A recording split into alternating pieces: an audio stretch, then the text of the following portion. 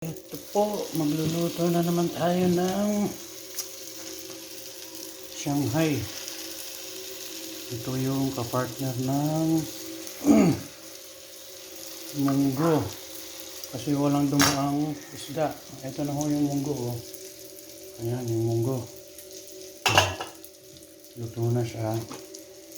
Ayan. May tinapa yan, tinapa. Ngayon naman, ang ipapartner sa munggo ay Shanghai. Ayan. Kasi walang dumaang jalongjong. Walang galunggong na dumaan. Kaya ito na lang. Yung ginawa ko ng isang araw.